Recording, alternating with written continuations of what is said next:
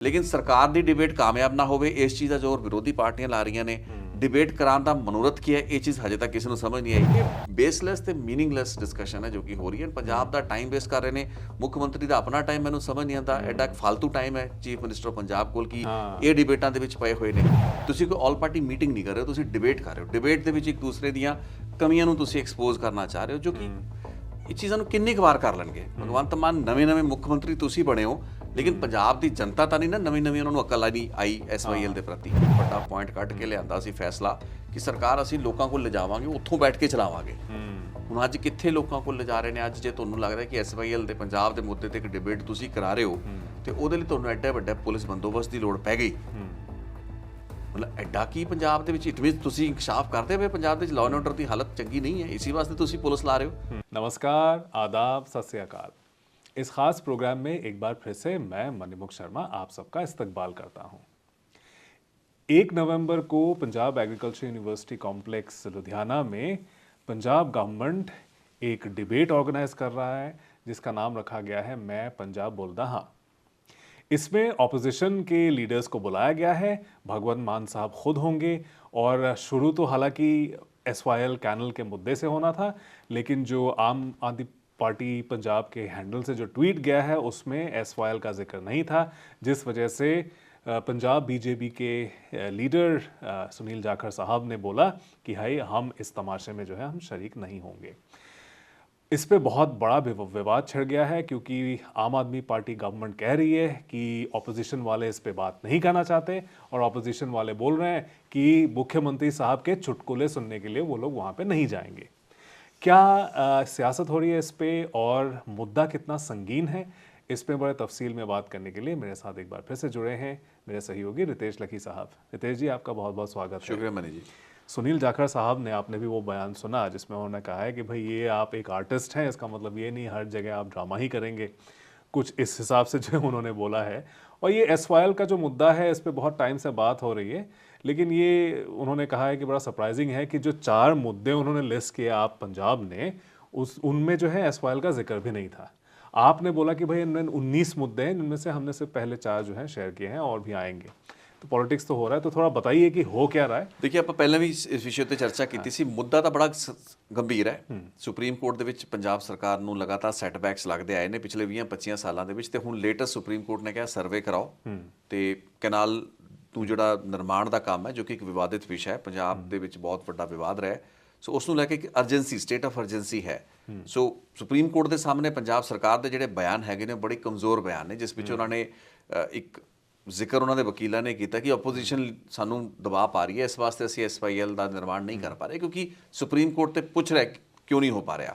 ਸੋ ਇੱਕ ਠੋਸ ਜਿਹੜਾ ਸਟੈਂਡ ਸੀ ਉਸ ਦੇ ਵਿੱਚ ਕਿਤੇ ਨਾ ਕਿਤੇ ਥੋੜੀ ਜਿਹੀ ਕਮੀ ਉਸ ਸਬਮਿਸ਼ਨ ਦੇ ਵਿੱਚ ਹੋਈ। ਬੇਸ਼ੱਕ ਉਹ ਕਾਨੂੰਨੀ ਵਕੀਲਾਂ ਵੱਲੋਂ ਜਿਹੜੇ ਘੁੰਡੀਆਂ ਜਾਂ ਨੁਕਤੇ ਦਿੱਤੇ ਜਾਂਦੇ ਨੇ ਕਈ ਵਾਰ ਕਿ ਤੁਸੀਂ ਇਹ ਕਹਿ ਦਿਓ ਜੇ ਸੁਪਰੀਮ ਕੋਰਟ ਤੁਹਾਡੇ ਕੋਲ ਪੁੱਛੇ, ਲੇਕਿਨ ਉਸ ਸਟੈਂਡ ਦੇ ਉੱਤੇ ਵਿਰੋਧੀ ਧਿਰਾਂ ਨੇ ਘੇਰਿਆ।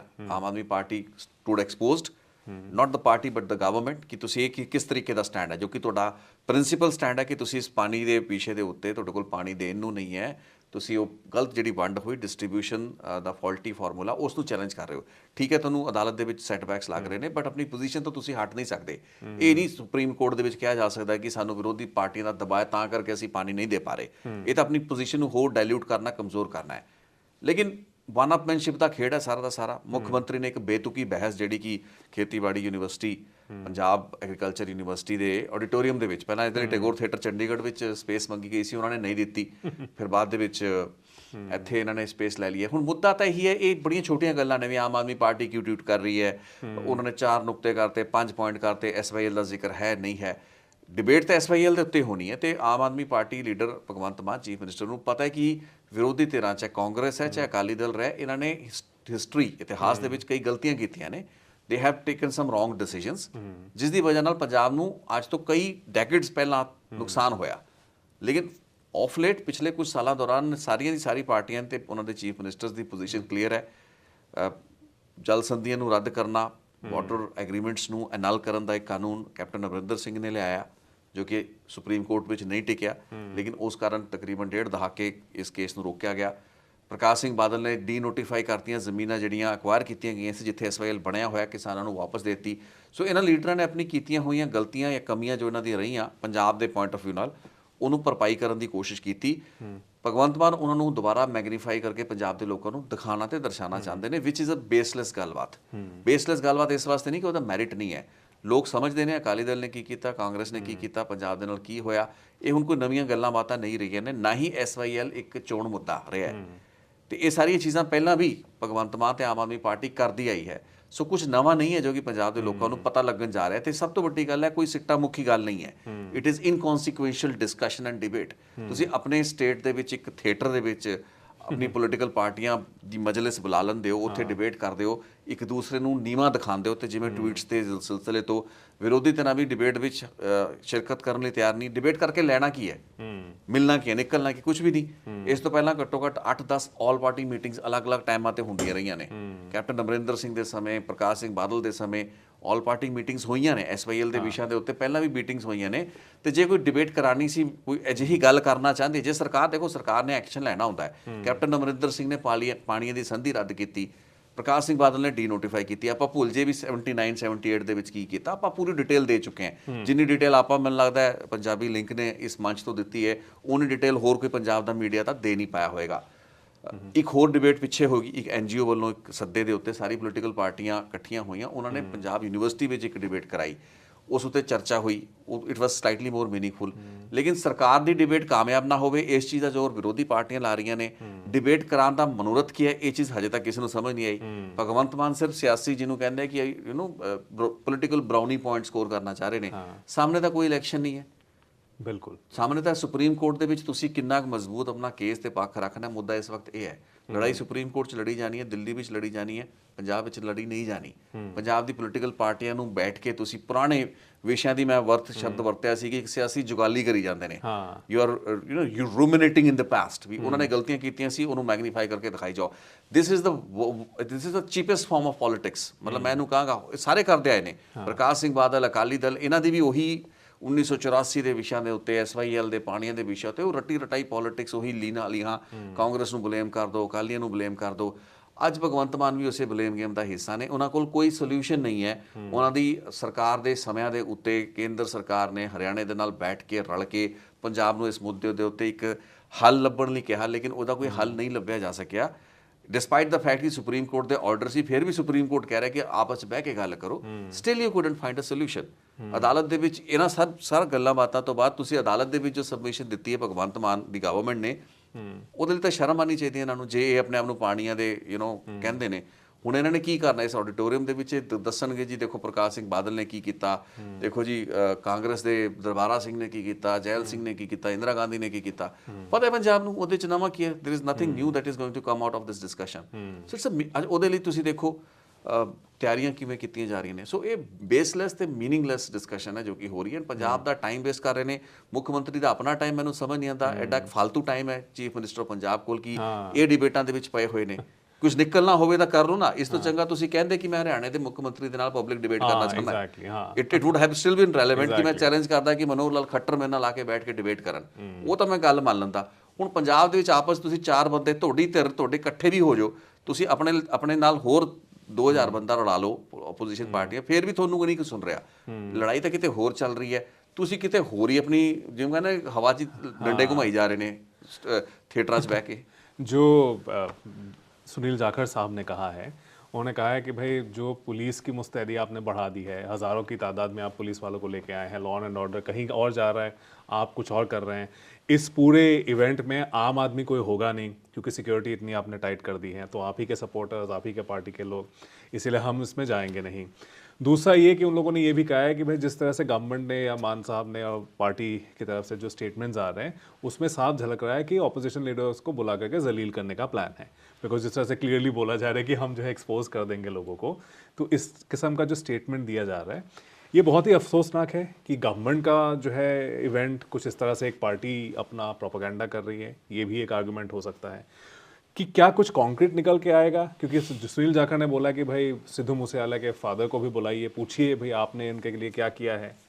वगैरह वगैरह। बलविंदर कौर जो असिस्टेंट प्रोफेसर उन्होंने सुसाइड किया, कि उस मामले में क्या आप बोलेंगे, आपके ही एजुकेशन मिनिस्टर का नाम लिखा गया था चिट्ठी में, क्या इन सब मुद्दों पे भी बात होगी? तो ये बस सियासी जो है नोकझोंक हो रही है, सीरियसली कुछ निकलने का है नहीं। लेकिन इतना एक्सपेंडिचर, पुलिस इतनी बड़ी तादाद में तैनात कर दी गई है, ये वेस्टफुल एक्सपेंडिचर है, तो इसके जो है कौन इसकी जवाबदेही? ਦੇਖੋ ਜਵਾਬਦੇਹੀ ਤਾਂ ਕੀ ਹੈ, ਲੇਕਿਨ ਗੱਲ ਹੈ ਕਿ ਕਿੰਨੀ ਮਿਸਪਲੇਸ ਤੇ ਇੱਕ ਤੁਸੀਂ ਪੰਜਾਬ ਨੂੰ ਕਿਸ ਪਾਸੇ ਲੈ ਕੇ ਜਾ ਰਹੇ ਹੋ, ਤੁਸੀਂ ਤੁਹਾਡੀ ਪ੍ਰਾਇੋਰਟੀਜ਼ ਕੀ ਨੇ? ਤੁਹਾਡੀ ਪ੍ਰਾਇੋਰਟੀਜ਼ ਇੱਕ ਡਿਬੇਟ ਹੈ, a televised event, all you want to do is create an event and create a theatre. ਤੁਸੀਂ ਦੁਨੀਆ ਦੇ ਸਾਹਮਣੇ ਇੱਕ ਮਜਲਿਸ ਤੇ ਇੱਕ ਡਰਾਮਾ, ਇੱਕ ਸ਼ਗੂਫਾ ਤਾਂ ਨਹੀਂ ਕਹਾਂਗੇ ਇਸ ਨੂੰ, ਲੇਕਿਨ ਇੱਕ ਦਿਖਾਵਾ ਹੈ। ਤਾਂ ਉਹਦੇ ਲਈ ਇੱਕ ਸਟੇਜ ਸਜਾਇਆ ਜਾਂਦਾ ਹੈ, ਜਿਸ ਲਈ ਇੱਕ ਦੂਸਰੇ ਨੂੰ ਚੁਣੌਤੀਆਂ ਦਿੱਤੀਆਂ ਜਾਂਦੀਆਂ। ਮੈਂ ਕਹਿੰਦਾ ਆਪੋਜੀਸ਼ਨ ਪਾਰਟੀਆਂ ਆ ਵੀ ਜਾਂਦੀਆਂ, डिबेट हो भी जाती, ये तो चलो आ ही नहीं रही है ना, लेकिन ये डिबेट हो भी जाती, ये दुनिया अगर मिल भी जाए तो क्या है, ये डिबेट अगर हो भी जाए तो क्या है, ठीक है ना? ਉਹਦਾ ਕੀ ਸਿੱਟਾ ਹੈ, what is the consequence of it? ਤੁਸੀਂ ਕੋਈ ਆਲ ਪਾਰਟੀ ਮੀਟਿੰਗ ਨਹੀਂ ਕਰ ਰਹੇ ਹੋ, ਤੁਸੀਂ ਡਿਬੇਟ ਕਰ ਰਹੇ ਹੋ। ਡਿਬੇਟ ਦੇ ਵਿੱਚ ਇੱਕ ਦੂਸਰੇ ਦੀਆਂ ਕਮੀਆਂ ਨੂੰ ਤੁਸੀਂ ਐਕਸਪੋਜ਼ ਕਰਨਾ ਚਾਹ ਰਹੇ ਹੋ, ਜੋ ਕਿ ਇਹ ਚੀਜ਼ਾਂ ਨੂੰ ਕਿੰਨੀ ਕੁ ਵਾਰ ਕਰ ਲੈਣਗੇ। ਭਗਵੰਤ ਮਾਨ ਨਵੇਂ ਮੁੱਖ ਮੰਤਰੀ ਤੁਸੀਂ ਬਣੇ ਹੋ, ਲੇਕਿਨ ਪੰਜਾਬ ਦੀ ਜਨਤਾ ਤਾਂ ਨਹੀਂ ਨਾ ਨਵੀਂ ਉਹਨਾਂ ਨੂੰ ਅਕਲ ਆਈ SYL ਦੇ ਪ੍ਰਤੀ। ਸੋ ਆਈ ਮੀਨ ਦਿਸ ਇਜ਼ ਰਿਡਿਕੂਲਸ ਜੋ ਹੋ ਰਿਹਾ ਹੈ। ਇਹ ਚੀਜ਼ ਬਿਯੋਂਡ ਅੰਡਰਸਟੈਂਡਿੰਗ ਹੈ ਕਿ Y this is being done. ਇਹਦਾ ਕੀ, ਉਹ ਜਿਹੜਾ ਤੁਸੀਂ ਜ਼ਿਕਰ ਕੀਤਾ ਕਿ ਪੁਲਿਸ, ਇਮੈਜਿਨ ਕਰੋ 2,500-3,000 ਪਤਾ ਨਹੀਂ ਕਿੰਨੇ ਪੁਲਿਸ ਵਾਲੇ, ਹੁਣ ਐਕਟਿਵਿਸਟ ਨੂੰ ਕਹਿੰਦੇ ਰੋਕਿਆ ਜਾ ਰਿਹਾ ਹੈ, ਉਹਨਾਂ ਦੇ ਘਰਾਂ 'ਚ ਜਾ ਕੇ ਪੁਲਿਸ ਪਹੁੰਚ ਰਹੀ ਹੈ। ਪਹਿਲਾਂ ਹੀ ਪ੍ਰੀਵੈਂਟਿਵ ਜੀ ਜਿਵੇਂ ਹੁੰਦਾ ਨਾ ਕਿ ਇੱਕ ਦਬਾਅ ਦਾ ਇੱਕ ਮਾਹੌਲ ਜਿਹਾ, ਤੁਸੀਂ ਫਿਰ ਡਿਬੇਟ ਕਰ ਕੇ ਰਹੇ ਹੋ ਜੇ ਤੁਹਾਨੂੰ ਇੰਨਾ ਡਰ ਹੈ ਤੁਹਾਡੀ ਪੁਲਿਸ ਨੂੰ, ਤੇ ਜੇ ਤੁਸੀਂ ਪੁਲਿਸ ਨੂੰ ਮੋਬਿਲਾਈਜ਼ ਕਰਨਾ ਸੀ, ਬਲੇ ਕੋਈ ਡਰੈਸ ਰਿਹਰਸਲ ਥੋੜਾ ਨਾ ਹੋ ਰਹੀ ਹੈ ਪੁਲਿਸ ਦੀ। ਤੁਸੀਂ SYL ਤੇ ਡਿਬੇਟ ਕਰਾ ਰਹੇ, ਚੁੱਪ ਕਰਕੇ ਕਰਾ ਲਓ, ਜੇ ਤੁਹਾਨੂੰ ਲੱਗਦਾ ਕਰਾ ਲਓ। ਉਹਦੇ ਲਈ ਤੁਸੀਂ ਤਾਂ ਉਹਨੂੰ ਪੂਰੀ ਦੀ ਪੂਰੀ ਛਾਵਣੀ ਕਹਿੰਦੇ ਬਣਾਤਾ। ਮਤਲਬ ਉਹ ਜਿੰਨੀਆਂ ਰਿਪੋਰਟਸ ਆ ਰਹੀਆਂ ਨੇ, that I mean it is beyond understanding ਕਿ ਇੱਕ ਸਟੇਟ ਦੇ ਹੱਕਾਂ ਲਈ ਇੱਕ ਡਿਬੇਟ ਹੋਣੀ ਹੈ, ਜਿਸ ਪੋਲੀਟੀਕਲ ਲੀਡਰ ਇਕੱਠੇ ਹੋਣੇ ਹੈ, ਉਹਦੇ ਲਈ ਤੁਹਾਨੂੰ ਕਿੰਨੀ ਸੁਰੱਖਿਆ ਚਾਹੀਦੀ ਹੈ। ਤੁਸੀਂ ਕਰ ਕਿਉਂ ਰਹੇ ਹੋ? Why are you doing it? ਤੁਸੀਂ ਪਹਿਲੀ ਗੱਲ ਡਿਬੇਟ ਕਿਉਂ ਕਰ ਰਹੇ ਹੋ? ਦੂਸਰੀ ਗੱਲ ਹੈ ਥੀਏਟਰ ਤੇ ਕਿਉਂ ਕਰ ਰਹੇ ਹੋ? ਆਡੀਟੋਰੀਅਮ 'ਚ ਕਿਉਂ ਕਰ ਰਹੇ ਹੋ? ਫਿਰ ਉਹਦੇ ਲਈ ਸੁਰੱਖਿਆ ਦੀ ਕੀ ਲੋੜ ਹੈਗੀ ਹੈ? ਤੁਹਾਨੂੰ ਡਰ ਕਿਸ ਚੀਜ਼ ਦਾ? ਮਤਲਬ ਇਹ ਹੋ ਕੀ ਰਿਹਾ ਹੈ? ਮਤਲਬ ਮਿਸਪਲੇਸ ਪ੍ਰਾਇੋਰਟੀਜ਼। ਹੋਰ ਇੰਨਾ ਕੁਝ ਕਰਨ ਨੂੰ ਸਰਕਾਰਾਂ ਦੇ ਕੰਮ, ਧਿਆਨ, ਦੇ focus, attention, energy, resources should be more invested into more meaningful issues which are there are so many pressing issues in as a challenge। ਤੇ ਇੱਥੇ ਵੱਡਾ ਇਸ਼ੂ ਇਹ ਹੈ ਵੀ ਅਦਾਲਤ ਦੇ ਵਿੱਚ ਹੁਣ ਤੁਸੀਂ ਰੁਖ ਕੀ ਲੈਣਾ ਹੈ, how to handle this thing in a court of law. ਉਹਦੀ ਤਾਂ ਡਿਬੇਟ ਅੱਜ ਵੀ ਨਹੀਂ। ਤੁਸੀਂ ਹੁਣ ਤਾਂ ਜੁਮਾ ਤੁਹਾਨੂੰ 4 ਹਫ਼ਤੇ ਹੋਏ ਨੇ, ਤੁਸੀਂ ਆਪਣਾ ਐਡਵੋਕੇਟ ਜਨਰਲ ਬਦਲਤਾ। ਠੀਕ ਹੈ ਨਾ, ਤੁਸੀਂ ਆਪਣਾ ਐਡਵੋਕੇਟ ਜਨਰਲ ਬਦਲਿਆ ਨਾ, ਕਿਉਂ ਬਦਲਿਆ ਹੈਗਾ? ਹੈਵ ਯੂ ਤੁਸੀਂ ਦੱਸਿਆ ਪੰਜਾਬ ਦੇ ਲੋਕਾਂ ਨੂੰ ਵੀ ਐਡਵੋਕੇਟ ਜਨਰਲ ਨੂੰ ਕਿਉਂ ਬਦਲਿਆ ਗਿਆ? ਬਿਲਕੁਲ। Could it be the reason ਕਿ ਅਦਾਲਤ ਦੇ ਵਿੱਚ ਜੋ ਦਿੱਲੀ ਦੇ ਵਿੱਚ ਐਮਬੈਰਸਮੈਂਟ ਹੋਈ ਹੈ ਉੱਥੇ ਕੋਰਟ ਦੇ ਵਿੱਚ, ਕੀ ਉਹ ਤਾਂ ਨਹੀਂ ਕਾਰਨ ਹੈਗਾ ਐਡਵੋਕੇਟ ਜਨਰਲ ਨੂੰ ਬਦਲਣ ਦਾ? ਕੋਈ ਹੋਰ ਕਾਰਨ ਹੈ? ਤੁਸੀਂ ਚਲਦੀਆਂ ਹੋਈਆਂ ਜੰਗਾਂ ਦੇ ਵਿੱਚ ਤੁਸੀਂ ਆਪਣੇ ਕਮਾਂਡਰ ਬਦਲ ਦਿੰਦੇ ਹੋ।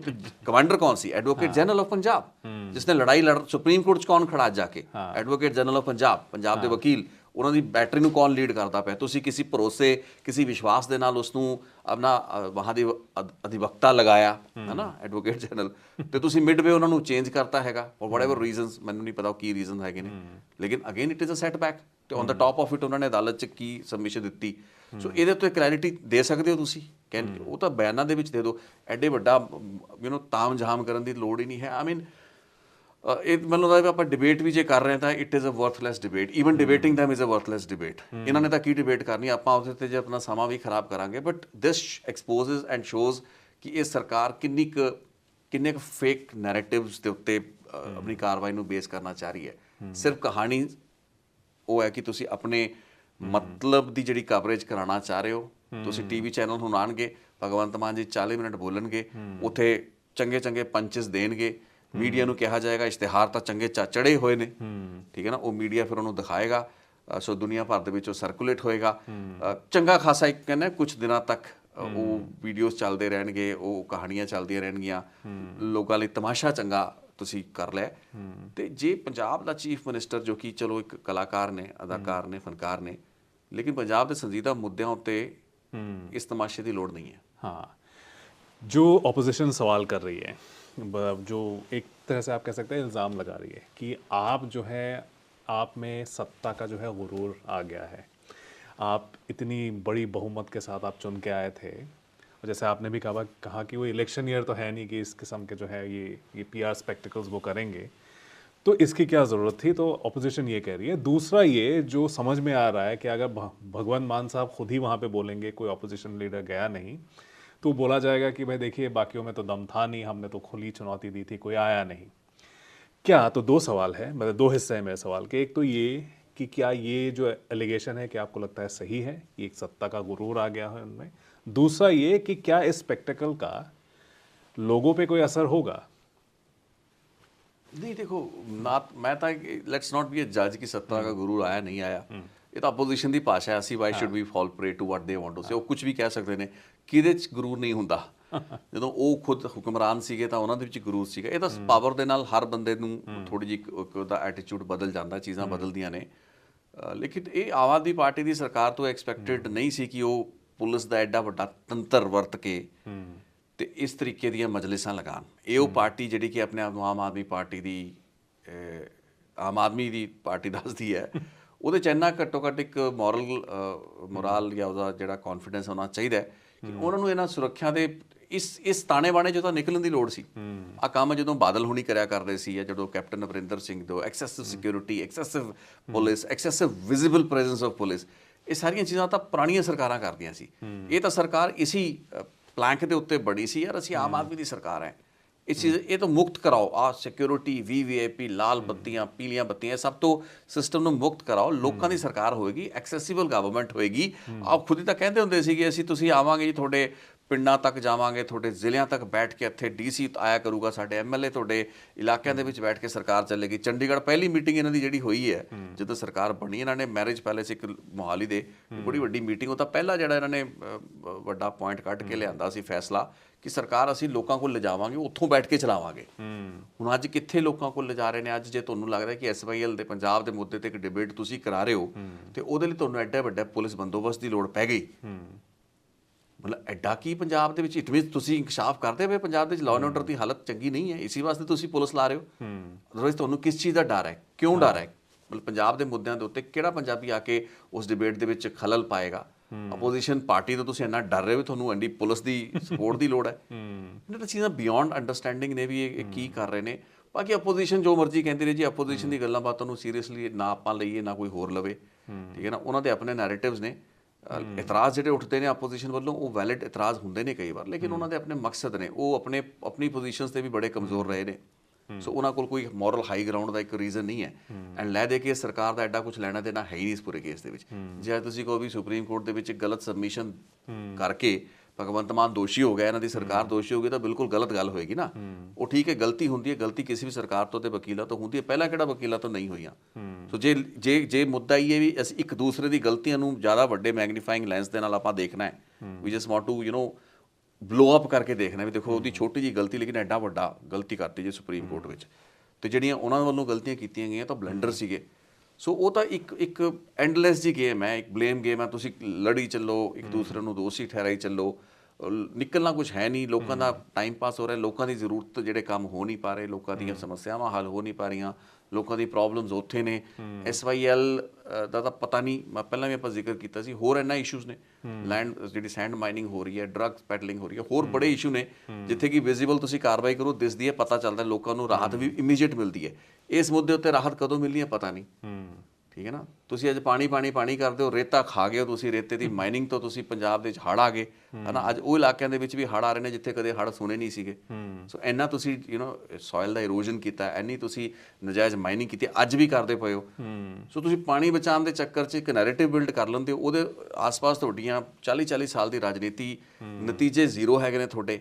At the top of it ਤੁਸੀਂ ਕੁਦਰਤ ਨੂੰ ਹੀ ਲੁੱਟਣਾ ਹੈ ਨਾ। ਚਾਹੇ ਪਾਣੀ ਤੁਹਾਡਾ ਲੁੱਟਿਆ ਗਿਆ, ਪਾਣੀ ਕੋਈ ਹੋਰ ਸਟੇਟ ਲੈ ਗਈ, ਜਾਂ ਤੁਹਾਡੇ ਨੈਚੁਰਲ ਰਿਸੋਰਸਿਸ ਨੂੰ ਤੁਸੀਂ ਖੁਦ ਹੀ ਖਾ ਗਏ, ਰੇਤਾ ਖਾ ਗਏ, ਉਹਦੇ ਵਿੱਚ ਮੁਨਾਫੇ ਖਾ ਗਏ, ਪ੍ਰੋਫਿਟੇਰਿੰਗ ਕਰ ਲਈ, ਆਪਣੇ ਵੱਡੇ ਸਾਮਰਾਜ ਖੜੇ ਕਰ ਲਏ, ਆਪਣੇ ਜਿਹੜੇ ਨਾਲ ਦੇ ਖੱਬੇ ਸੱਜੇ ਤੁਹਾਡੇ ਬੰਦੇ ਸੀ ਉਹਨਾਂ ਨੂੰ ਤੁਸੀਂ ਸੁਪਰ ਰਿਚ ਕਰਤਾ, ਮਾਫੀਆ ਪੰਜਾਬ ਦੇ ਵਿੱਚ ਕ੍ਰੀਏਟ ਕਰਤੇ। ਇਹ ਹੈ ਸਾਡੀ ਦੇਣ, ਤੇ ਅਸੀਂ ਲੜਦੇ ਹਾਂ ਜੀ ਬੂੰਦ ਬੂੰਦ ਪਾਣੀ ਲਈ ਲੜਨਾ। ਆਈ ਮੀਨ ਟੋਟਲ ਹਿਪੋਕ੍ਰੇਸੀ, ਕਰਨਾ ਕੁਛ ਤੇ ਕਹਿਣਾ ਕੁਛ। So these are worthless people. I mean ਮੈਂ ਤਾਂ ਕਹਾਂਗਾ ਕਿ ਇਹ ਸਾਰੀਆਂ ਡਿਬੇਟਸ ਮੀਨਿੰਗਲੈਸ ਨੇ।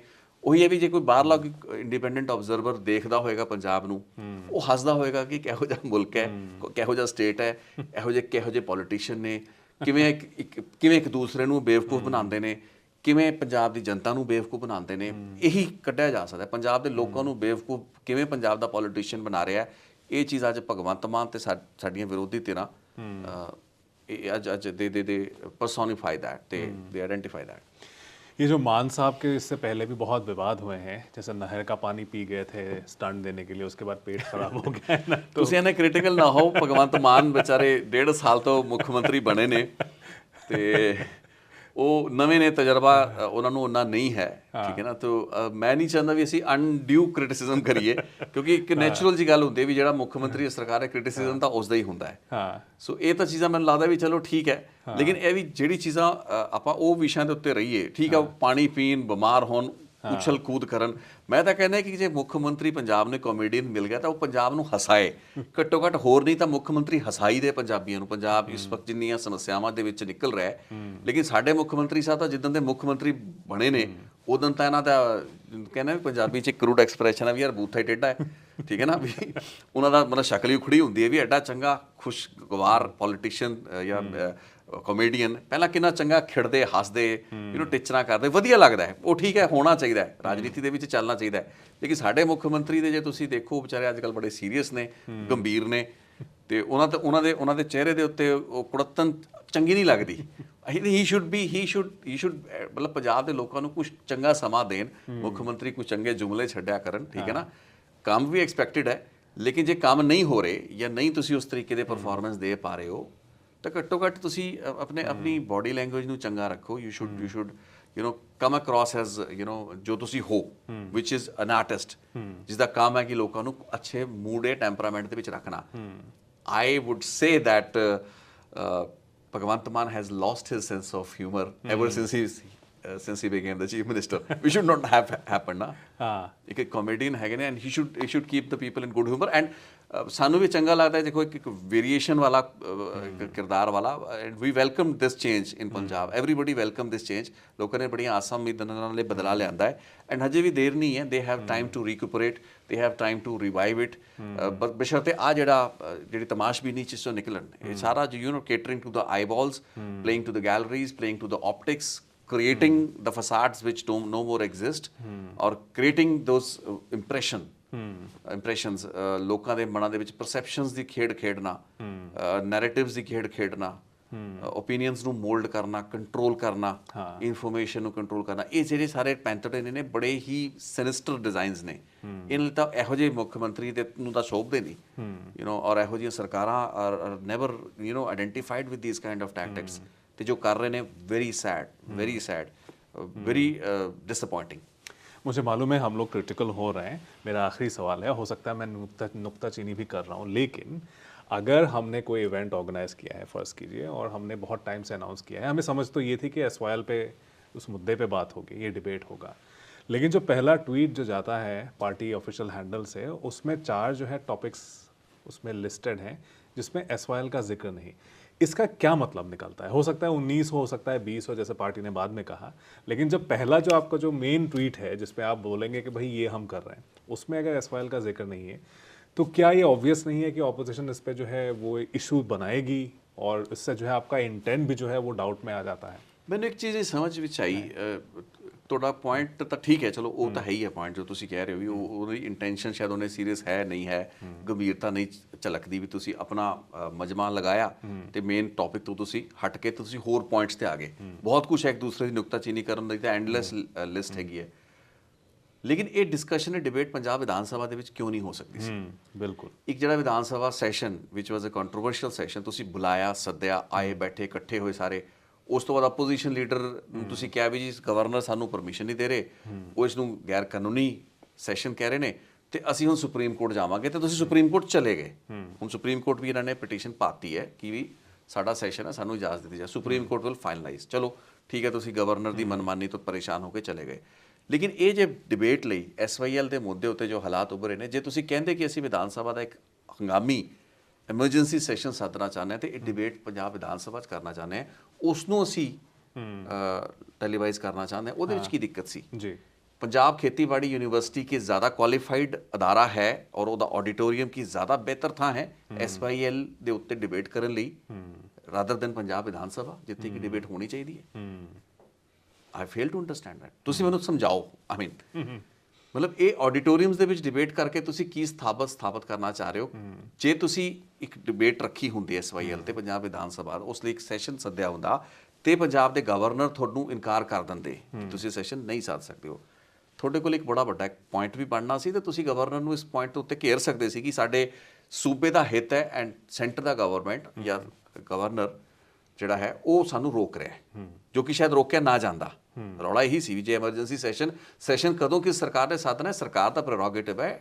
It is not for the governor to decide or to be a hindrance in, ਜੋ ਕਿ ਇਸ ਕੇਸ ਦੇ ਵਿੱਚ ਹੋਇਆ। ਬਟ ਤੁਸੀਂ ਆਪਣਾ ਏਜੰਡਾ ਨਹੀਂ ਦੱਸਿਆ ਜਾਂ ਜੋ ਵੀ ਤੁਹਾਡਾ ਏਜੰਡਾ ਸੀ ਜਾਂ ਜਿਹੜੇ ਤੁਸੀਂ ਕੁਝ ਕਾਨੂੰਨ ਸੀਗੇ ਜਿਹਨਾਂ ਨੂੰ ਲਿਆਂਦਾ ਗਿਆ ਉਹਦੇ ਲਈ ਅੜਚਨ ਪੈ ਗਈ। ਮੈਂ ਤਾਂ ਪੰਜਾਬ ਦੇ ਵਿਧਾਨਿਕ ਇਤਿਹਾਸ ਦੇ ਵਿੱਚ ਇਹੋ ਜਿਹੀ ਪ੍ਰੋਬਲਮ ਕਦੇ ਦੇਖੀ ਨਹੀਂ ਹੈ। Y is it happening again? ਜਾਂ ਤਾਂ ਗਵਰਨਰ ਜ਼ਿਆਦਾ ਇੰਟਰਫੇਅਰ ਕਰ ਆਪਾਂ, ਉਹ ਵੱਖਰੇ ਵਿਸ਼ੇ ਨੇ, ਪਰ ਇਹ ਇਸ਼ੂ ਦੇ ਉੱਤੇ ਡਿਬੇਟ ਜੇ ਹੋਣੀ ਚਾਹੀਦੀ ਸੀ ਉਹ ਵਿਧਾਨ ਸਭਾ ਦੇ ਵਿੱਚ ਹੁੰਦੀ। ਬਿਲਕੁਲ। ਤੇ ਹੁਣ ਤੁਸੀਂ ਆਡੀਟੋਰੀਅਮ ਦੇ ਵਿੱਚ ਡਿਬੇਟ ਕਰਾ ਰਹੇ ਹੋ। ਜੇ SYL ਦੀ ਥਾਂ ਤੁਸੀਂ ਕਹਿ ਰਹੇ ਹੋ 4 ਹੋਰ ਟੌਪਿਕਸ ਦੀ ਗੱਲ, ਸਬਜੈਕਟਸ ਦੀ ਗੱਲ ਕੀਤੀ, ਉਹਦੇ ਉੱਤੇ ਭਾਵੇਂ ਤੁਸੀਂ ਜੋ ਮਰਜ਼ੀ ਡਿਬੇਟ ਕਰਾਈ ਚੱਲੋ, ਠੀਕ ਹੈ ਨਾ। ਉਹਦੇ ਉੱਤੇ ਤੁਸੀਂ ਭਾਵੇਂ ਮਤਲਬ ਐਨੀ ਕੁਛ ਵੀ ਚਰਚਾ ਕਰਾ ਲਓ, ਕੋਈ ਸੈਂਕਟਿਟੀ ਤਾਂ ਵੈਸੀ ਡਿਬੇਟ ਦੀ ਨਹੀਂ ਸੀ, ਠੀਕ ਹੈ ਨਾ। ਕਿਉਂਕਿ ਜਿਸ ਥਾਂ ਤੇ ਤੁਸੀਂ ਉਹਨੂੰ ਕਰਾ ਰਹੇ ਹੋ, ਤੁਸੀਂ ਆਡੀਟੋਰੀਅਮਸ ਦੇ ਵਿੱਚ ਡਿਬੇਟਸ ਕਰਾ ਰਹੇ ਹੋ, ਤੁਸੀਂ ਪੰਜਾਬ ਦੇ ਮੁੱਖ ਮੰਤਰੀ ਹੋ, ਪੰਜਾਬ ਦੀ ਆਪੋਜੀਸ਼ਨ, ਸਾਰੇ MLA ਹੋ, इकट्ठे होकर कराओ डिबेट जिथे करानी बनती है। कोई लोग कह रहे हैं ये US स्टाइल पॉलिटिक्स है, लेकिन US स्टाइल पॉलिटिक्स में भी प्रेसिडेंशियल इलेक्शन से पहले होते हैं ऐसे डिबेट्स, होने के बाद नहीं होते। टाउन हॉल्स है ना, टाउन हॉल जिथे क्रिएट किए टाउन हॉल वाला कॉन्सेप्ट, टाउन हॉल वाला। क्या आखिर में ये हो सकता है कि अगर कोई नहीं गया ऑपोजिशन वाला तो ये मान साहब का एक ऑडिटोरियम में एक स्टैंड अप एक्ट ही हो जाएगा? फिर वही होएगा, it will be a town hall by the Aam Aadmi Party for the Aam Aadmi Party, without any Aam Aadmi। we not necessarily आम लोग तो आ ही सकते हैं, politicians आन या नान, but I think it is a misplaced, misdirected, ill thought out move to have a debate in an auditorium when they could have easily done in the assembly. They could have reviewed the situation in assembly, legislative assembly ਦੇ ਵਿੱਚ, ਵਿਧਾਨ ਸਭਾ ਦੇ ਵਿੱਚ ਚਰਚਾ ਕਰਦੇ। ਚੰਗਾ ਮੰਚ ਸੀ, ਵਧੀਆ ਗੱਲ ਹੋਣੀ ਸੀ, ਕਿਉਂਕਿ ਤੁਸੀਂ ਫਲੋਰ ਆਫ ਦਾ ਹਾਊਸ ਤੇ ਗੱਲ ਕਰਨੀ ਸੀ, ਮਰਿਆਦਾ ਵੀ ਮੇਨਟੇਨ ਰਹਿੰਦੀ ਜੀ, ਬਿਲਕੁਲ। ਫੈਕਚੁਅਲੀ ਵੀ ਤੁਸੀਂ ਗਲਤ ਗੱਲ ਨਹੀਂ ਸੀ ਕਰ ਸਕਦੇ, ਠੀਕ ਹੈ ਨਾ। ਮਤਲਬ ਇਹ ਤਾਂ ਹੁੰਦਾ ਵੀ ਜਿਵੇਂ ਆਪਾਂ ਜੇ ਮੰਨ ਲਓ ਗਾਲੀ ਗਲੋਚ ਕਰਨਾ ਹੋਵੇ, ਫਿਰ ਆਪਾਂ ਕਹੀਏ ਜੀ ਕਿਸੇ ਕੋਈ ਆਡੀਟੋਰੀਅਮ ਬੁੱਕ ਕਰਾ ਲਓ, ਕਿਸੇ ਹੋਟਲ 'ਚ ਕਰਾ ਲੈਂਦੇ, ਠੀਕ ਹੈ ਨਾ ਜੀ। ਤੇ ਲੇਕਿਨ ਜਿਹੜੇ ਵਿਸ਼ਿਆਂ ਦੀ, ਰਾਜਨੀਤੀ ਦੀ ਇੱਕ ਗੰਭੀਰਤਾ ਹੈ, ਉਹ ਆਡੀਟੋਰੀਅਮਸ ਜਸਟੀਫਾਈ ਨਹੀਂ ਕਰਦੇ। ਐਂਡ ਹੁਣ ਤੁਹਾਨੂੰ ਟੈਗੋਰ ਥੀਏਟਰ ਮਨਾ ਕਰ ਰਿਹਾ ਚੰਡੀਗੜ੍ਹ, ਤੁਹਾਡੇ ਕੋਲ ਅਸੈਂਬਲੀ ਹੈਗੀ ਆ ਉੱਥੇ, ਚੰਡੀਗੜ੍ਹ ਦੇ ਵਿੱਚ ਤੁਹਾਡੇ ਕੋਲ ਅਸੈਂਬਲੀ ਹੋਵੇ, ਇੰਨੀ ਵਧੀਆ ਸ਼ਾਨਦਾਰ ਅਸੈਂਬਲੀ, ਤੇ ਤੁਸੀਂ ਟੈਗੋਰ ਥੀਏਟਰ ਦੇ ਵਿੱਚ ਥਾਂ ਮੰਗ ਰਹੇ ਹੋ, ਉਹ ਤੁਹਾਨੂੰ ਡਿਨਾਈ ਕਰ ਰਹੇ, ਫਿਰ ਤੁਸੀਂ ਲੁਧਿਆਣੇ ਜਾ ਰਹੇ ਹੋ। ਕਿੱਥੋਂ ਦੀ ਅਕਲ ਕਹਾਂਗੇ ਇਸ ਨੂੰ, ਜਦ ਕਿ ਤੁਸੀਂ ਯੂ ਆਰ ਵੈਲ ਐਮਪਾਵਰਡ। ਮਤਲਬ ਇਹ ਸੋਚ ਹੀ ਸਮਝ ਹੀ ਨਹੀਂ ਆ ਰਿਹਾ ਕਿ ਕੀ ਕਰਨਾ ਚਾਹ ਰਹੇ ਨੇ ਤੁਸੀਂ। ਟੀਵੀ ਦੇ ਚੱਕਰਾਂ 'ਚ, ਲਾਈਮਲਾਈਟ ਦੇ ਚੱਕਰਾਂ 'ਚ ਕੁਝ ਵੀ ਕਰਾਈ ਚੱਲੋ। ਤੁਸੀਂ टाउन हॉल क्रिएट करना है, इस वास्ते ऑडिटोरियम चाहिए ਤੁਹਾਨੂੰ। I mean this is ridiculous. आज की इस चर्चा में जुड़ने के लिए आपका बहुत शुक्रिया रितेश जी। आप सबका भी बहुत शुक्रिया अपना कीमती वक्त हमें देने के लिए।